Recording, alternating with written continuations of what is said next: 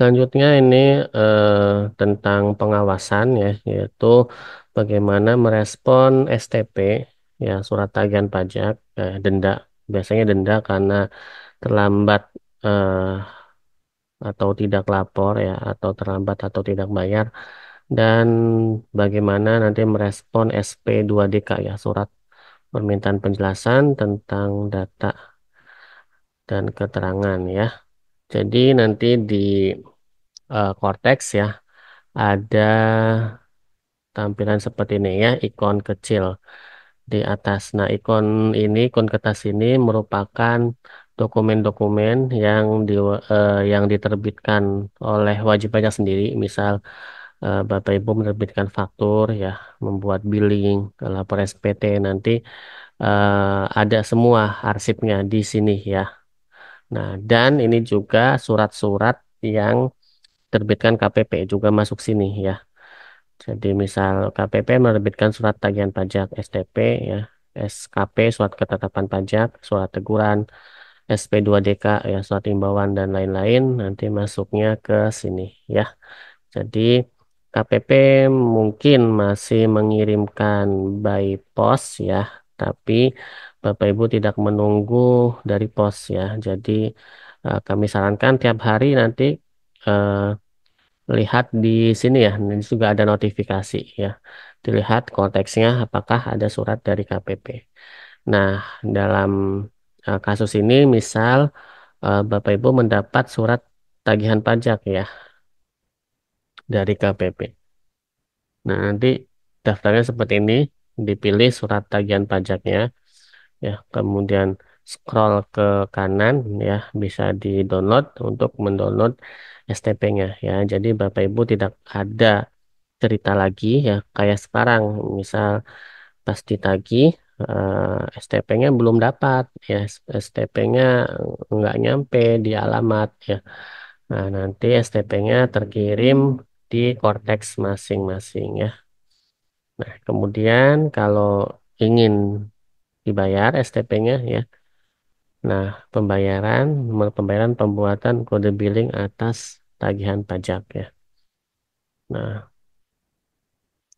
kemudian di sini langsung ada ya daftar STP-nya. Nah, jadi checklist STP yang dimaksud kemudian isikan nominal yang akan dibayarkan ya. Misal seluruhnya 400.000 atau misal 100.000 dulu ya nggak apa-apa juga ya. Pilih pembayarannya ya dari deposit atau dari kode billing ya seperti itu. Itu untuk merespon STP. Nah, nih pilih bisa dari deposit atau bisa buat billing. Ya, jadi sesimpel itu nanti ya di konteks. Kemudian bagaimana merespon SP2DK ya. Jadi kalau Bapak Ibu mendapat surat permintaan data ya dan keterangan dari KPP, nah nanti ada tombol lonceng ya dan ikon kertas ini. Nah, dilihat nih ya, notification of clarification letter ya, maksudnya SP2DK ya. Lihat ikon ini ya, ikon kertas, kemudian ini ada surat permintaan penjelasan atas data keterangan ya, bisa diunduh. Nah, kemudian ini misal contohnya SP2DK-nya ya. Nah, jika ingin menjawab via Cortex ya, kembali ke halaman utama, kemudian ke portal saya dan kasus saya. Ya, kemudian dipilih ya kasusnya, nanti ada SP2DK-nya kasusnya. Oke. Kemudian pilih routing ya. Kemudian lengkapi data-data yang dibutuhkan ya dan dokumen pendukung ya. Jadi misal eh, keterangan atau bukti-buktinya ya di scan nanti di upload ya.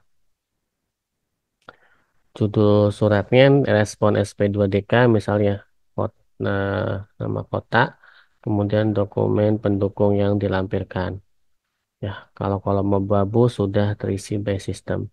Kemudian klik next ya, Jika sudah sampai, nanti the case close, maka respon atas SP2DK sudah terkirim.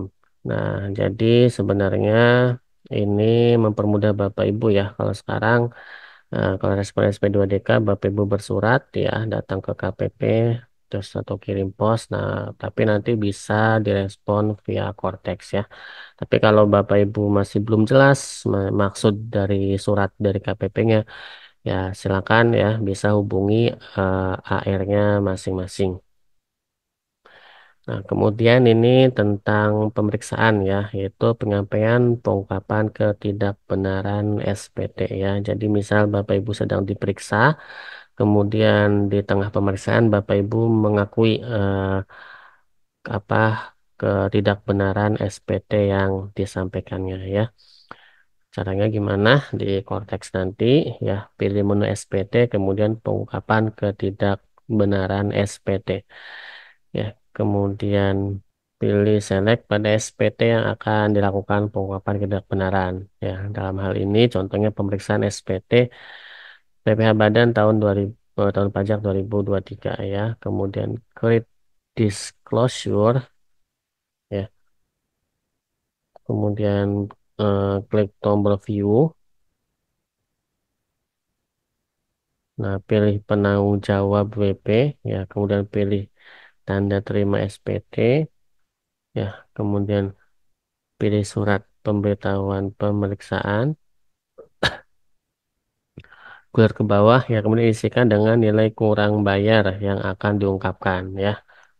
Nah, berapa yang ingin diungkapkan dan di store ya, kemudian pilih save. Nah, kemudian mengunggah dokumen lampiran perhitungan ya, kemudian eh, submit and pay.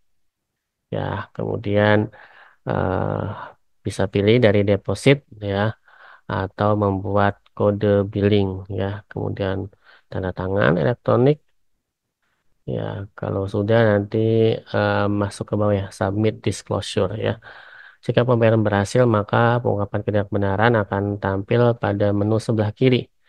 Ya, submit disclosure. Dokumen berkaitan dengan disclosure dapat lihat dan diunduh. Ya, nanti seperti ini surat bukti penerimaan elektroniknya.